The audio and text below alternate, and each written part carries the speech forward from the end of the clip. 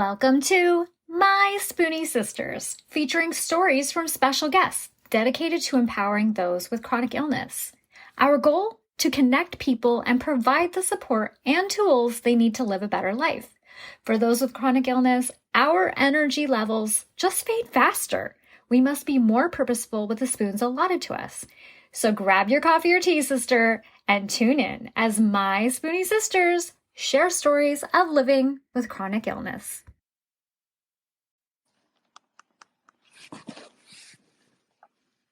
Hi, my Spoonie Sisters. I'm your host, Gracefully Jen, and I am so excited. It's actually 9 p.m. my time and 9 a.m. across the world where Neeti is, and I'm so excited to talk to you today. So hi, Neeti. How are you? I'm great. How are you? I'm so excited as well. I am doing well. I've been thinking about this all day, and I'm so excited to speak with you. Same here. So would you mind giving us a little bit of an introduction to you and who you are? Yes, I would love to. So, hi everyone. I am Neeti. I am from Mumbai in India, all the way on the other side. And I am a coach and healer. I help women to really own who they are and show up exactly as they are, visible, proud, and really, really out there in the world of business. So I help people build personal brands that sell as experts in their niche. That's what I do. But who I am is a woman that really believes that every person, every story, every body, every soul deserves to be visible no matter where they come from, no matter what pain they've gone through, no matter what trauma they have or illness they have. They deserve to be seen, celebrated, accepted, and feel whole in this world.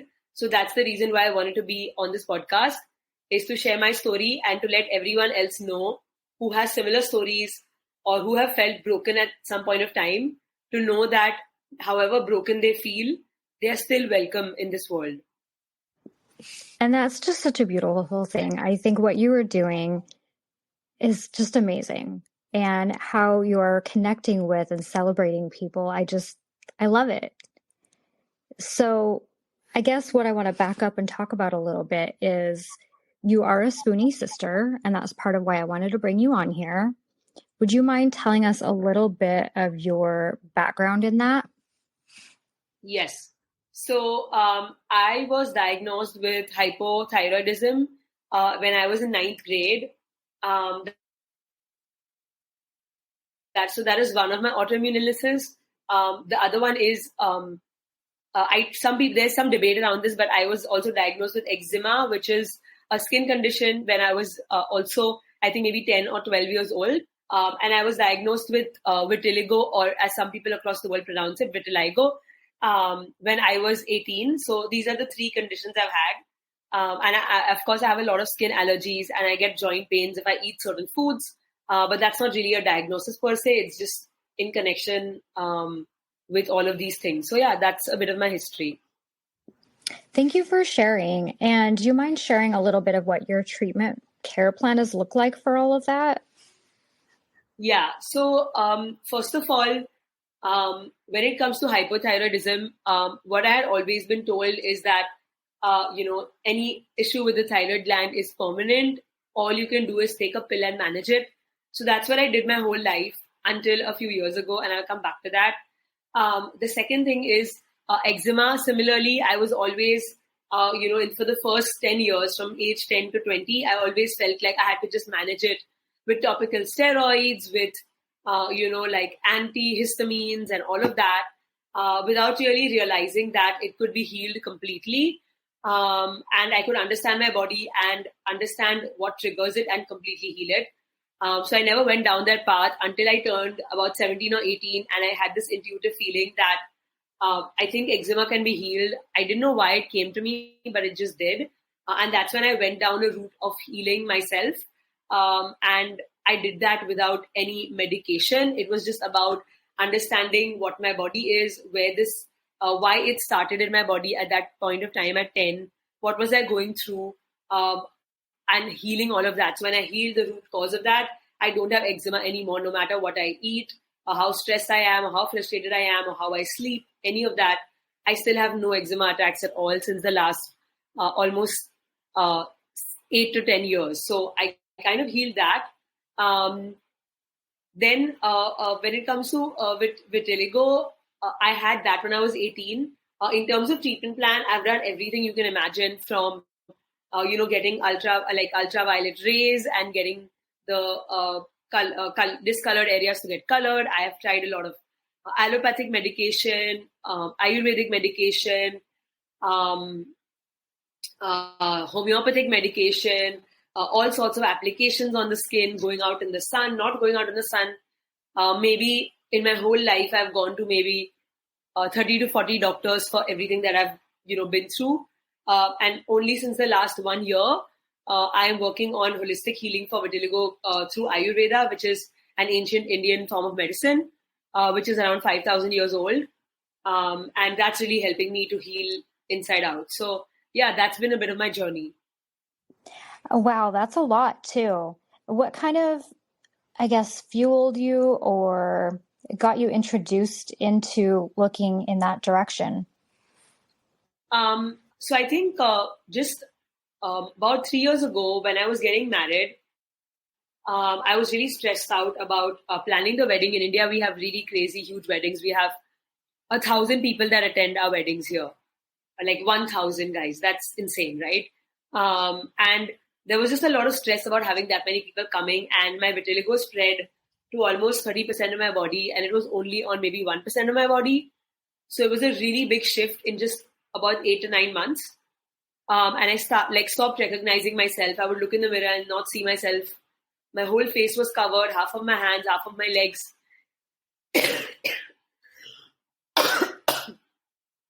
And I couldn't really look in the mirror and recognize or even like what I was seeing. It went from loving my body to hating it in a span of 1 year. And I had never experienced that, no matter how much illness I've had, or I've had vitiligo on my face before, I've had it on my hands before, but never to this extent that made me feel jarred every time I looked in the mirror. So it was a really traumatic journey, and the speed at which it happened was really traumatic. So I knew that I had to do something deeper to heal, because my skin kept having newer and newer conditions until I looked at it and healed it from inside out. So I had eczema first, then I had something called hives or urticaria, which is like lots of bumps all over the body and a lot of body heat. And then this vitiligo spread so much. So it was like the third or fourth time something was happening to my body and especially to my skin. So I knew I had to go deeper and really heal and accept my skin the way it was, no matter what happened to it. And that's what prompted me to go on an even deeper healing journey and heal on the somatic level, on the physiological level, the psychological level, the emotional level, and the spiritual level. So the last 2-3 years, I've been healing on all those levels really, really deeply. What does that look like exactly? So what that looks like is I've worked with healers who do inner child healing. What that means is often in our childhood, when those diseases manifest for the first time, when they physically showed up on our body, something was going on in our life at that time that was a trigger that was creating stress. And those are the things we need to heal, because that's the root cause, the beginning point of those beliefs where the trauma and the stress was stored in our body. And because our body couldn't take it, it manifested outwardly as an illness. That was the body's way of showing us that, hey, I'm stressed out, something's going on, you need to look at it, right? So what I did was, one, I worked with the right healers to go back to my childhood using subconscious work, hypnotherapy, and energy healing to really go back to those moments in my childhood, release those old memories, delete them from my subconscious mind, go back to my body. I did a lot of body practices, somatic practices like breath work, voice and movement therapy, moving my body, dance meditation, some of the techniques that I invented for myself to release those pains and traumas from my body. I did a lot of mirror work, talking to my body and my skin in the mirror every single day. I did a lot of naked body work where I would look at my body in the mirror, part by part, and talk to it. Let the emotions of anger, sadness, grief, anger come up and would release them. I did a lot of journaling. I did a lot of, touching my body and giving it physical love so that it would heal. I did a lot of visualization, meditations to see my body healed even before it was healed. And all of this helped me. I also worked with an Ayurvedic doctor who has retreats, healing retreats at his center in India. And so I went there for 30 days and we did a lot of with their specialized therapists, did a lot of massages, specific body oils and healing modalities that healed me on a physical and somatic level because so much trauma is stored in the cells of our body that has experienced that pain or that physical ailment. So he helped me release all of that. And today my vitiligo is healing. My urticaria and my hives are completely gone. I can eat gluten, dairy, tomatoes, all my allergens and be completely fine eating them. I've worked on all these levels to heal and I continue to do those practices on a daily basis as well. That's wonderful. So I guess what I want to ask you next is when you meet somebody that is dealing with similar concerns as yours, what is some of your advice to them?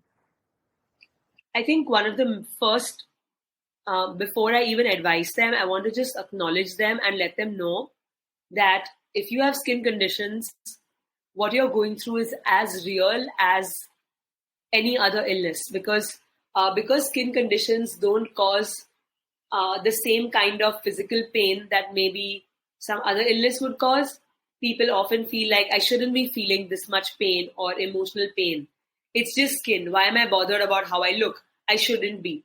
So most people end up shaming themselves for feeling sad, for feeling depressed about their skin, because people always just end up brushing it aside, telling them, it's just on the surface. You shouldn't worry about it. You shouldn't care what people think. And they just try to belittle it without really understanding how deeply agonizing and traumatizing skin ailments can be. They can keep you up at night. They can keep you crying. They can keep you depressed. They can even make you suicidal at times. So I just want to let everybody know who's going through skin ailments for 10, 20 years that you are warriors. You're absolute warriors. You're absolute queens and goddesses for getting through all those crying nights, all those nights where you felt like you didn't want to live anymore, feeling shame, feeling like you shouldn't be caring so much about your appearance, feeling all of what you have felt. It's all valid. It's all acknowledged. I see you, I hear you, I celebrate you, and I welcome you equally into the world of illness as someone who has gone through as much pain as anybody else. So more than advice, this is the first thing I would say is letting them know that it's everything you have felt is valid. There's no need to belittle it. So that's one. The second advice that I would give is that whatever doctors are saying, we often put doctors on a pedestal where we think of them as experts, as God almost, where they get to dictate that we cannot heal. They get to dictate what illness is for life. I think I was a child and I bought that, but there was always a voice in my head that told me that no, in this big earth, there has to be healing available with so many herbs, with so many medications, with so many experts. How can something not have a possibility to heal?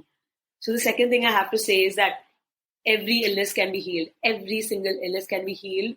It's just about believing in it and never stopping searching for deep healing for yourself. So I would say that don't buy anything doctors are telling you. If your intuition is telling you something is wrong, something can be healed, trust that because your body and your heart and you know better than any other doctor in the world can tell you.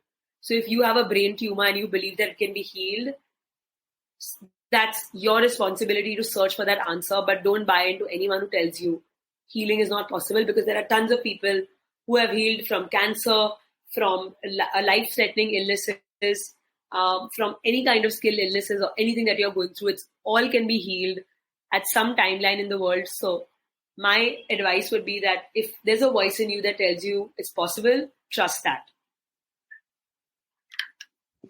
I think those are really important things to consider. And I guess my next question for you is, what has helped you to stay positive throughout all of this? So I think I want to surface this by saying that I haven't been positive throughout this. There have been many months where I've lost hope. where I have been telling people, I just want to die. I can't do this anymore. I can't be up, for this entire year. I've been up just itching my skin and just not being able to sleep and being frustrated and not being able to work. I can't do this anymore. So I want to preface this by saying that I've gone through all of that. There are some days where it still feels like I can't do it anymore. But I think what has kept me alive and going is seeking support from my friends and family, building communities of people who are going through similar things. And I think really building a strong connection with God, with my teachers and my spiritual leaders, because when your body is incapable, you need to reach out to your soul, because your soul has the answer. So I've always had supportive spiritual healers, coaches, and teachers who have helped me to navigate through all those emotions. I don't do this alone. I have an army behind me that keeps me going. So I think more than staying positive, I think I've always tried to stay real with my emotions and work through them rather than suppressing them or pretending that I'm strong and everything's okay. I've learned the art of having the right experts and letting them know when I'm not okay and moving through those emotions in a day or two. I don't let them fester. So yeah, that's what I do to keep myself going. I think that's a really important thing for people to realize is that just because they see us looking and talking positively on our socials, that doesn't mean we always are positive. And that doesn't mean that every day is sunshine and rainbows, because we definitely are still dealing with pain and discomfort and tears and emotions that we have to work through and deal with just like everybody else. Yes, 100%. I mean, I've gone through almost a year or two crying almost every single day, and that's happened twice in my life of 30 years. But I haven't really posted about it online. So definitely, these are also internal journeys. They don't necessarily have to be public journeys. So just because you see someone's public journey in the time that I have been online, I've been crying every single night and still won awards as coach of the year. And at the night, I've been crying, and in the morning, I've gone to receive the award. So I can understand why people would see that social media feed and think, oh, her life's going great. But also remembering that you only know the tip of the iceberg of anyone's life. So definitely not buying into anybody's social media thinking that that's how their life is only. There are always deeper things going on. And when you have autoimmune illness, it keeps on going on underneath the surface. So, yeah. Absolutely. I could not agree with you anymore. I think at the end of the day, just because you see someone laughing and dancing and being silly, that does not mean that's who they are to the core or at all times. That is the highlight reel. Yes. Do you have 3 resources that you would recommend, whether they be other accounts, articles, blogs, websites, anything? Do you have any resources that you would recommend?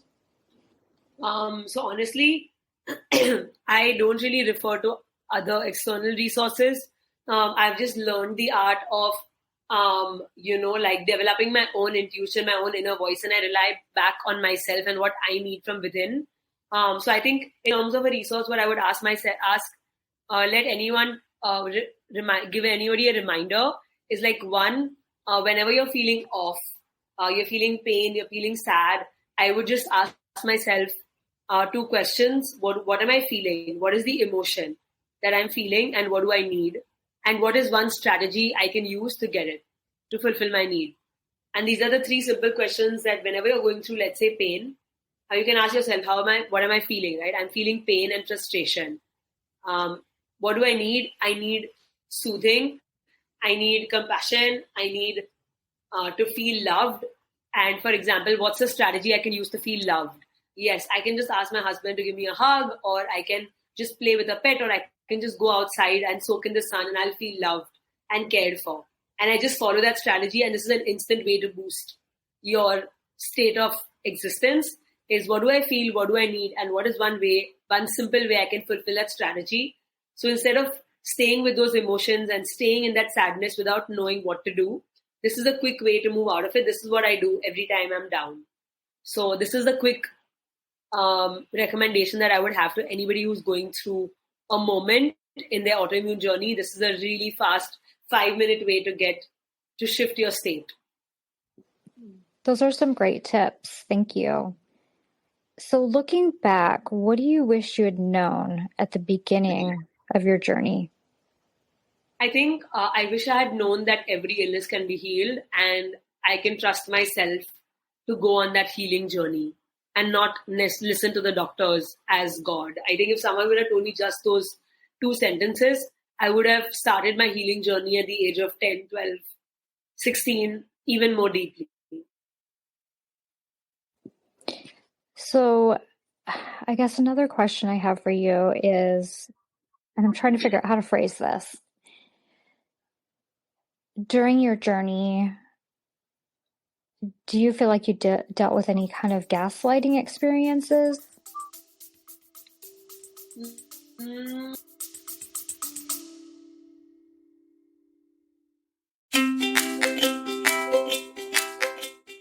Calling all Spoonies. As a host of a chronic illness podcast, nothing lights up my day more than hearing from you, our incredible listeners. Whether it's a topic close to your heart that you want us to uncover, or you are keen to show your own journey as a guest on our show, your voice matters. Living with chronic illness can often feel isolating, but through the power of podcasting, we can come together as a community to uplift, educate, and inspire one another. Your stories, insights, and questions drive the conversations we have and the topics we explore. So if there's something on your mind, a story that you are just itching to share, or a guest you'd love to hear from, don't hesitate to reach out. Your voice is not only welcomed here, but celebrated. Let's continue to amplify the voices of those living with chronic illnesses and create a space where everyone feels heard, supported, and empowered. Together, we are stronger.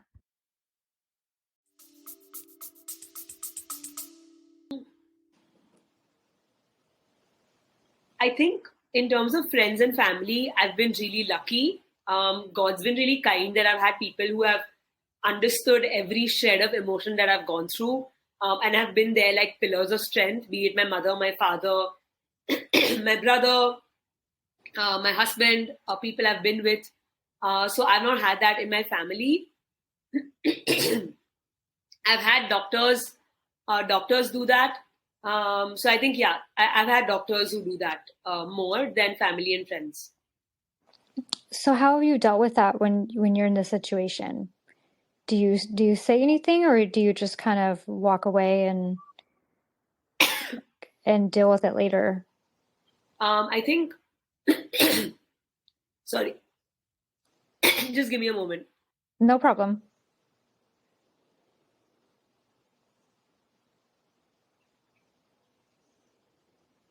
Yeah, sorry, I have a bad throat these last few days. So, so I think how have I dealt with it? If I'm being really honest, no matter how confident I am, somehow I've always lost my voice when it comes to speaking back to doctors. I don't think I've been able to speak back to them, sadly. So I always come back home, feel upset, process it with my family, and then decide a different path anyway. But yes, sadly, I haven't been able to express myself to doctors on their face and tell them, what you're saying is wrong and I don't agree and I'm going to do what I believe in. I've been able to say that in my own personal spaces, but not really to an expert's face. So, I think I've also been pretty young, and whenever I heard doctors say those things, it would make me feel really vulnerable, really sad, and I would almost be reduced to tears. So I wouldn't, in those moments, haven't been able to say anything back. But I think recently, in my last visit, this really crazy thing happened. I went to a gynecologist to get my hormone levels and everything tested because we wanted to have a kid. And she saw my skin condition because it's visible, right? Like I'm brown. Right. From India, so you can see the white spots on my skin. And she found that she had the right to start giving me a lecture, as she's not even a skin specialist. I hadn't gone to her for healing my skin. She was a gynecologist, and she was like, oh, how did this happen? What did you go through that this happened? Have you had, a traumatic childhood? Did you have angry parents? I'm sure you had angry parents, and actually I didn't. And she was like, I had this kind of a dad, and this is what I did for healing myself, and you should also do this brain therapy, and you should do this and that, and she went on for about 40 minutes, telling me how I've had trauma that I don't know about, that I should be dealing with, and how what she had been through and all of that. So it was a really crazy experience, and she never even told me anything about what I needed to hear from a gynecologist. And she just went on about telling me how I have some psychiatric issue and how I should deal with it. And it was not even her place. So this was a really crazy experience. Wow. But after I came back home, I sat with my husband and we just laughed for like 40 minutes because we found that so funny. And we could see how she was projecting her issues with her dad on me. And I could totally tell that this is not anything to do with me. And I think I did not feel sad. I did not feel angry. I did not feel upset. I just laughed and I just realized that, oh, wow, she's going through so much that she felt like she needed to vent to a patient, right? So I think I've made so much progress that now if anyone would do this, I would be able to laugh it off and it would not even touch me at all. And I would be able to say something if I felt the need to say something. So I think I've made a lot of progress where now my health is not a trigger to me. Anybody saying anything about my body is not a trigger to me. Anybody, telling me that I should try this different methodology of healing, it doesn't trigger me anymore because I've healed through that. That's wonderful, because I think that's such a hard thing to deal with. You know, we have so many people that think they're an expert on everything and they just want to tell us what to do. And that's not helpful and that's not their place. And a gynecologist talking to you about your skin, that is not her place. Yeah, it wasn't. And she went on for 40 minutes. It was crazy. But the reason why I could come back and laugh at it is because I could see that, and now I'm able to distinguish that when people are trying to push you to heal or telling you what's going on with your body, they are not able to accept and they are becoming insecure, seeing you being secure, seeing you being fine, and they can't accept that. So that's on them. When you're able to distinguish that when people are projecting their traumas onto you, you will be so much happier. Like, for example, because I have a visible skin condition and I live in a country like India, India has very limited boundaries. People in India feel like, the society is all one. And like I said, 1,000 people came to my wedding. So people think like, they are like my well-wishers, and suddenly they think that just because they know my dad, they can tell me anything. Or just because they know my mom, they can tell me anything. So I've had so many people come up to me and tell me, you should try this oil. Like, I've had people just walk to me on the subway, like on the train, and tell me, hey, you have this skin condition. I've had like cab drivers tell me, oh, you have this skin condition. Why do you have it? Where did it start? Like, how many years do you have it from? I've had, like chefs from, like cooks from random small joints and restaurants tell me, oh, you have a skin condition. How old is it? Like, people just feel like it's completely acceptable to just walk up to me as a complete stranger, as a cook, as a driver, as a maid. I've had like maids in buildings tell me, what is this? Like, how did it happen? Right? And did you get burned? Like, all these kind of crazy people who I've never met before, who don't even know me, just walk up to me on the street and ask me these things. But I think what I've realized is that seeing someone with a skin condition that they've not seen before makes them uncomfortable, and they feel like this is something that needs to be fixed, that I need to become normal, quote unquote, and they need to help me and fix me. And that's on them. That's their conditioning. That has nothing to do with me. And I can still continue on with my day, loving myself and accepting myself and being a warrior, just that how I was 5 minutes ago.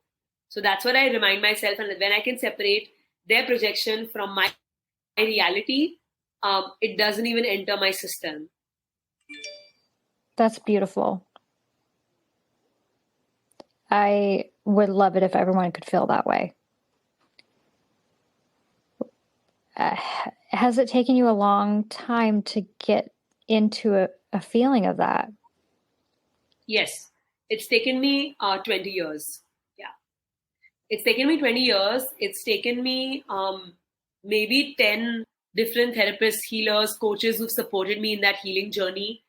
It's taken me a lot of self-leadership work where I have led myself through these feelings. I've led myself through these, through navigating self-soothing mechanisms. I have developed a lot of daily practices that keep me grounded in my own power and my truth and my confidence. This is a part of my lifestyle. I practice self confidence, self love on a daily basis. So it's not like I just decided 10 years ago that I'm going to be confident no matter what, and it just happens like that. There's a lot of work that goes behind it every day since the last 20 years that has gotten me to this place. And I continue to vouch to do it every single day till the day I die, because you need to keep expanding your capacity and your ability to love yourself no matter what. So this is my daily practice. Well, thank you so much for sharing that. And is there anything else that you would like to share with listeners? I think one of the key indications that I want to give is that any illness manifests in the body because of some trigger that has happened in your life. So I would invite people to really reflect, what is it that was going on in your life at the time that the illness manifested, and how can you support yourself or ask for help to heal those memories and moments. Because when you're able to delete these memories and release them from your subconscious mind, unconscious mind, when you're able to release those emotions, your body starts changing and healing in response to that inner healing. So I invite people to go back to where that started, get the right expert, coach, or healer to help you release those things from your life and begin your healing journey, because God has given you this life and this illness to go deeper spiritually, emotionally, and you're chosen from everybody else in the world to go be a gift and be a warrior to this world through your healing journey, and to showcase that what is possible to other people. So when you turn your trauma into a gift and into your power, it can do magical things in your journey. So I would invite people to go deep into their healing journey, because there is so many golden nuggets on that path, and you can really heal. Thank you so much. Where can listeners find and follow you? So you can find me on Instagram. It's at Neeti, NEETI at Neeti Savla. You can find me on Instagram, and you can find me on Facebook as well with the same handle. Okay. And I'll be sure to have all of that in the show notes for listeners. And if you don't have anything else, I'll probably say goodbye. Yes, I think I've expressed everything I wanted to express. Thank you so much for this amazing opportunity. And I just want to tell everyone that you are seen, you are loved, you are whole, and there's nothing wrong with you or your story. And you're so welcome in this world. And you are enough just as you are. Yes. All right, listeners, until next time, don't forget your spoon.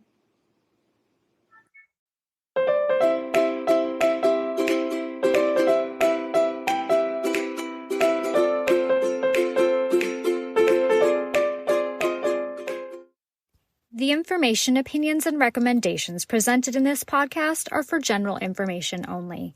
Consult your own physician for any medical issues that you may be having. The information should not be taken as a replacement for medical, clinical, professional advice, diagnoses, or medical intervention. My Spoonie sisters and guests will not be held liable for any of the consequences of such action or inaction. Trigger warning. Some episodes may cover sensitive topics including, but not limited to, suicide, abuse, mental illness, and chronic disease. You are advised to refrain from listening if you are likely to be offended or adversely impacted by any of these topics. None of the guests or hosts will be responsible for your use of the information contained therein. Life is not merely to be alive, but to be well. Living a life with a chronic illness is best described with one word: unpredictable. Be Well's products are designed to make the unpredictable easier to deal with. Back when I was getting my infusions, I would have loved to have their adult zip hoodie. They even have one in pink. They also have everything from one-day pill holders to urgency buckets. So remember, they want to make your life a little easier. So be sure to check out Be Well.